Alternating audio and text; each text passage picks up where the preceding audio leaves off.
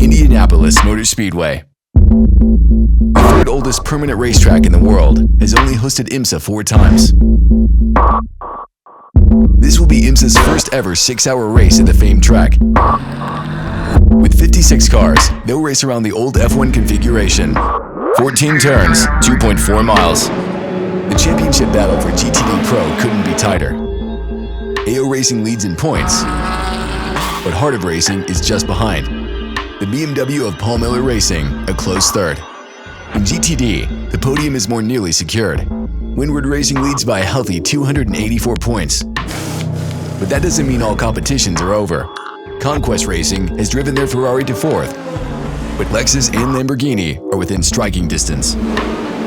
As you can imagine, the raging bull of Forte Racing is particularly eager to unseat the prancing horse. As always, the Indianapolis Motor Speedway is the stage for an exciting weekend. Starting off in Ferrari Challenge, I've driven street cars before on tracks, but it was the first time that I drove a race car. I had Conquest Racing as my supporting team. Conquest is new to GTD, but you wouldn't know it by their record. After a successful 2023 in Ferrari Challenge, the team took the lead in GTD and podiumed at their very first race in IMSA, the famed Rolex 24 at Daytona. Right now, we're chasing 3rd place. We're chasing the 32 Mercedes. Yeah, that's the one we're going after. It looks like it's going to rain, so we'll see how it goes. The pace was good, though. Yeah, I feel it's good, but it's edgy, so you're always like the window in the rear is very small. A little bit on the edge. Like Conquest, Forte cut their teeth in an Italian one-make series, Lamborghini's Super Trofeo. Since 2015, the team has won multiple championships, adding to the 21 podiums they won in the now concluded Atlantic Racing Series. Experience is on their side.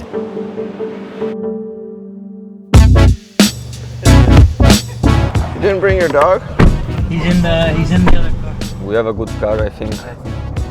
We have to improve something today. The track?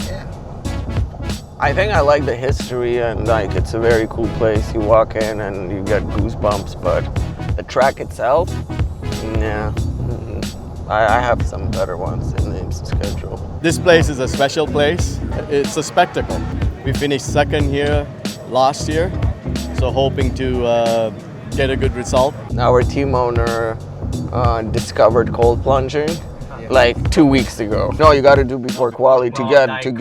You have to. You know, we all know a calm dev is a fast dev, and that's not gonna make me calm. Oh no, cold will make you cold. No. Trust me.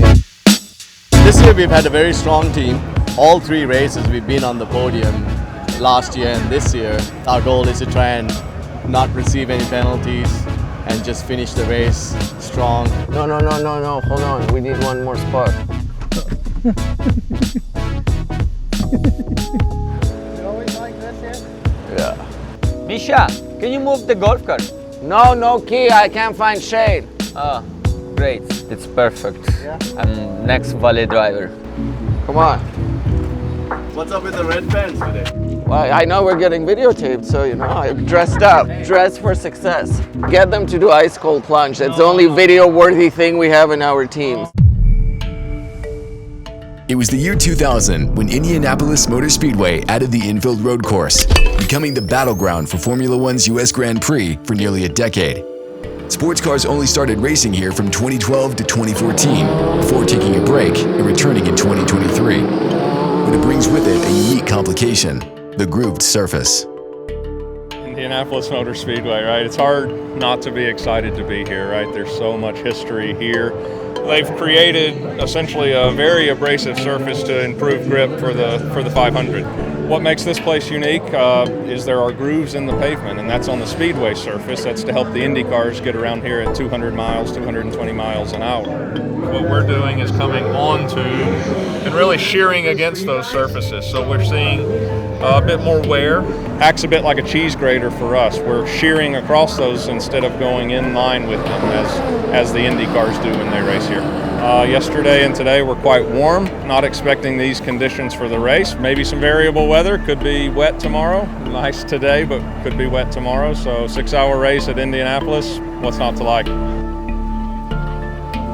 I think there's 56 cars or 60 cars total. Obviously, a bunch of different classes. It's gonna get rowdy for sure. I think it comes down to, are we going to see a lot of strategy, or are we going to see a lot of outright speed? If it's a lot of outright speed, the quality they have at AO Racing right now between the Porsche that they're running, they've got an amazing group. Yeah, I mean, Lauren Heinrich, who's coming from Porsche's junior program, has obviously proven to be exceptional. Michael Christensen now at the team. Michael is phenomenal. Julian Andlauer comes from Lyon. If it comes to speed, I think what AO has is pretty stout. If it comes to strategy, I would never bet against Lars Giersing, unless, of course, somebody hires me. Green flag, green flag. In the number 78, that is Devlin DiFrancesco for Forte Racing. Manny Franco is for the number 34 Conquest Racing Ferrari.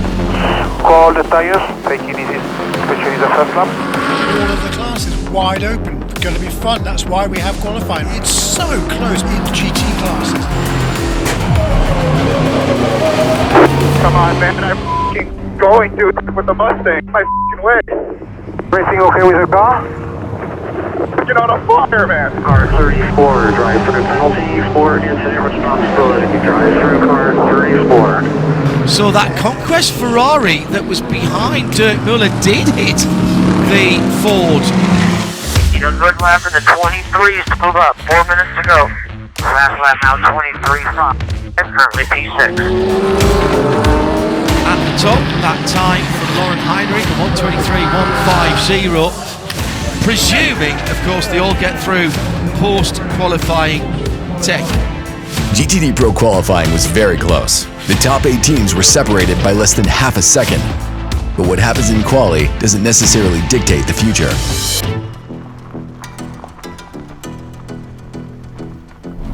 Gonna race to Beamer.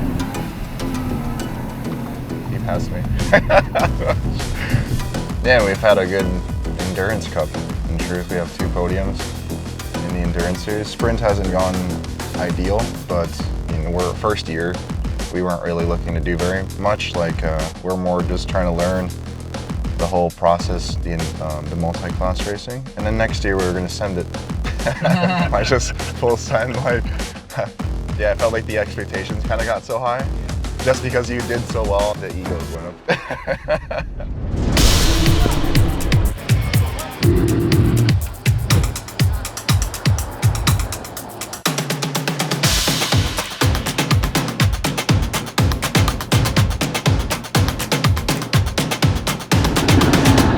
Meanwhile, there was bad news at the AO Racing camp. After qualifying on pole, a tech inspection found their car was below the minimum ride height requirement. The resulting penalty sends them all the way to the back of the grid. I mean, I know, you got to roll through tech. I understand that, but I'm sure it was by a small margin, and that probably made zero difference at all for a ride height adjustment for him to go to the back in a championship battle. I don't like that. I want to race him head up, you know? No reason to fight it. That's a good dude right there. Yeah. Until I call a penalty.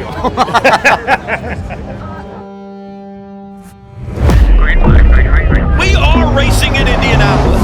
It is split start here. Prototypes first, then the GTD cars. They're accelerating, maintaining your column, maintain your column. They're 4 wide, almost 5 wide into turn 1. Outside the corner, 2 of them outside. Still there, nothing behind. What makes Indy particularly challenging is that it's kind of what we call a one-lane track. You've got a lot of very quick switchbacks left and right, so you have a pretty good opportunity to see a lot of carnage. Drama arrives early. A really late, optimistic move. Only 5 minutes into the race, the number 19 Lamborghini sends the number 65 Mustang back to the garage. You can't walk into this IMSA paddock without loving what AO Racing brings to the table. Its ownership is filled with enthusiasm, and so between Gunner's longtime history in the sport and PJ's enthusiasm and business acumen, it's a very well done Porsche program. And there's no more fan enthusiasm than for what they bring at AO Racing. That car makes me green with envy.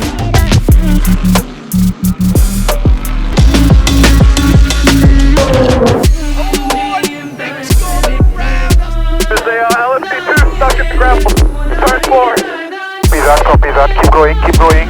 Thanks for the info. Turn 1 is wet. All right, so full course caution, a chance to take a breath and evaluate the conditions. What do you think in regards to rain? Will box.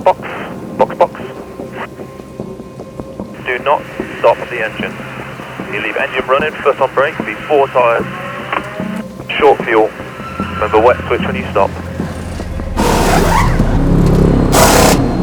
AO and Paul Miller played safe and come in for Michelin wet tires. Forte stays out, saves time, but a risky gamble should the rain get worse. A red flag is possible. As the field carefully drives on, the teams have to adjust their strategies. All race teams start from the top down, and so Heart of Racing is run and funded by an individual who's extremely successful in the video game industry, and his knowledge of just how to run a business is translated down to Heart of Racing. The name says it all. There is genuinely a lot of heart with those guys, and that translates to why they are such a good team. Though they have plenty of heart, finding speed has been a challenge. Less than an hour into the race, Heart of Racing Aston Martins sit at the back of the field. Pit now, pit now, pit now. Driver change, tires, fuel. Pit now for driver change. The pit stop's very wet, so take your time. Do it the way we always do it. Up ahead, you'll see Frankie Montecavo go right up there. into the wall. Oh, yeah.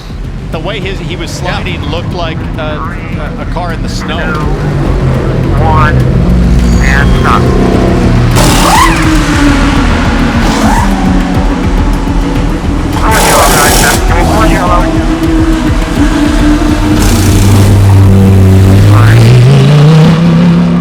Full course yellow, mate. Nice and easy. Full course yellow. Nice and easy.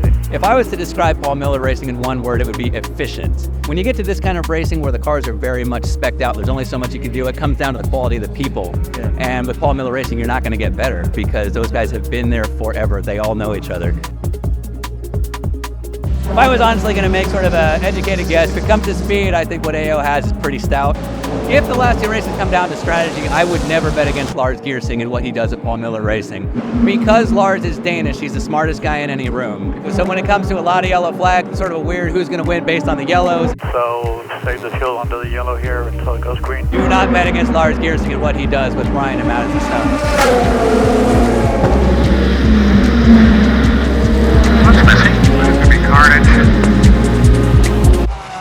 Look at this right now. So Christensen leading in GTD Pro right now, trying to find wet racetrack to keep his wet tires cooled down. Looking at lap count, we can go farther on rain tires, so you saw a lot less tire changes in the rainy portion than you would in a dry condition. But you're seeing more afterwards based on yellow flags and incidents and drying conditions, and they also have more slick tires left in their allocation, so they can optimize and kind of be a little bit more aggressive on those dry, slick tires versus having to save and spread them out if we went completely green in a completely dry session. Forte's gamble paid off. They're in first place. Luck on their side. They switched to Michelin wet tires just as a full course yellow is thrown. But with the track drying out, they're back in for another tire change.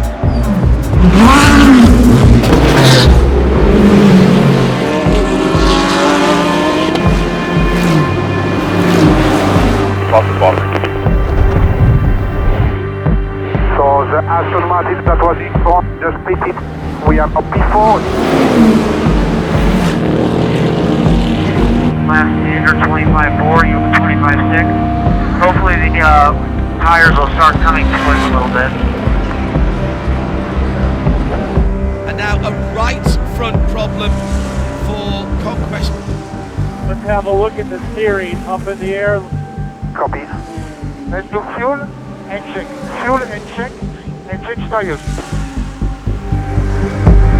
No, the full suspension line is gone. The lowest level is gone. We need to gauge. Unfortunately for Conquest, it's too late in the race to fix the steering. They're forced to retire the car. Pitting this lap, fuel, tires, and driver change.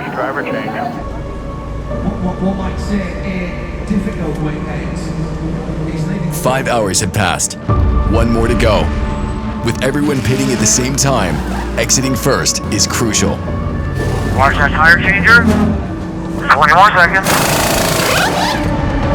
Get the windshield,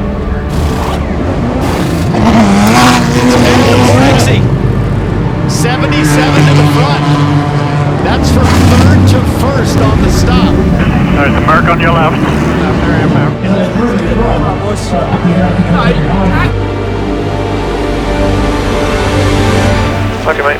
Just keep focused. 3 laps. Watch this move. Whoa!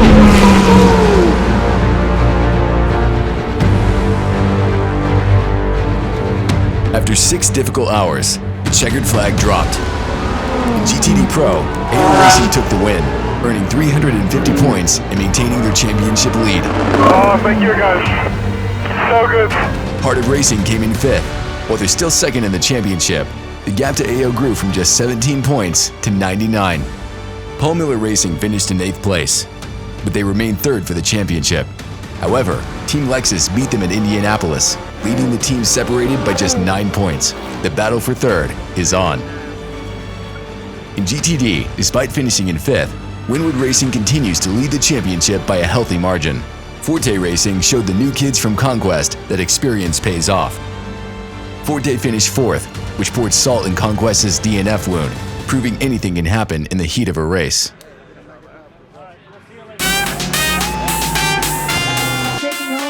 That will be on everyone's mind at the season's finale in Michelin Raceway Road Atlanta. The championship podium isn't decided until the final checker drops.